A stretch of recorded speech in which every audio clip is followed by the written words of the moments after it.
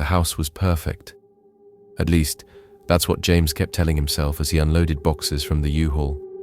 A fresh start. That's what they needed after the divorce. The cottage was small, but charming, tucked at the edge of a sleepy Vermont town where the autumn leaves blazed like fire.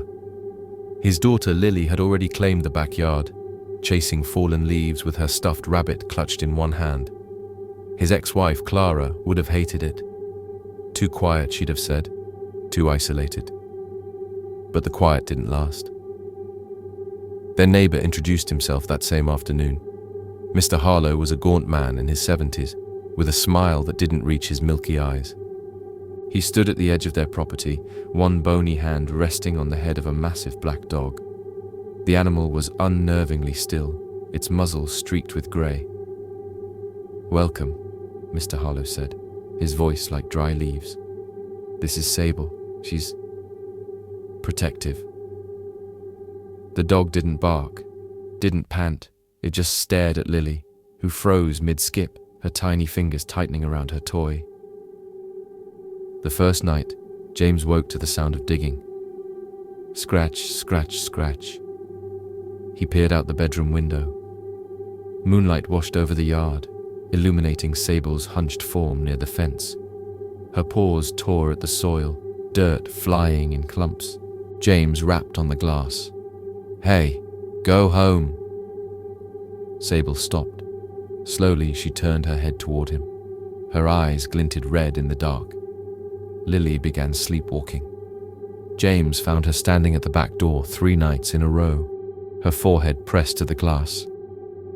"The dog's singing," she mumbled once, still asleep. When he carried her back to bed, he glanced outside. Sable sat at the fence line, watching. Things escalated on Halloween. Lily begged to trick-or-treat, so James relented, dressing her as a ladybug. As they walked back home, crunching through fallen leaves, she pointed to Mr. Harlow's porch. "Look, Daddy.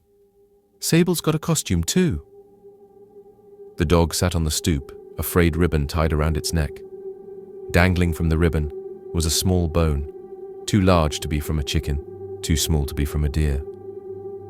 Mr. Harlow opened his door, holding a bowl of candy. "For the child," he said. Lily reached for a chocolate bar, but Sable lunged forward, snarling. Not at Lily, at the candy. The dog's teeth snapped the air, a low, guttural sound rolling from its throat. "No treats tonight," Mr. Harlow muttered, yanking Sable's ribbon. "She's impatient." 2 weeks later, Lily vanished. James woke to an empty bed, her ladybug costume discarded on the floor. He sprinted outside, barefoot, the frostbitten grass crunching underfoot. "Lily!" A high-pitched giggle echoed from Mr. Harlow's yard. His blood turned to ice. He scaled the fence, ignoring the splinters tearing at his palms. The neighbor's yard was a graveyard of dead sunflowers, their skeletal heads bowed, and there, in the center, was Sable. The dog was digging. Not with her paws, with her jaws. Soil sprayed as she burrowed, her muzzle caked in mud, and there at the edge of the hole sat Lily, still in her pajamas. She clapped as Sable dragged something out of the pit. A bone. No, bones. A ribcage. A skull. "Lily! Run!"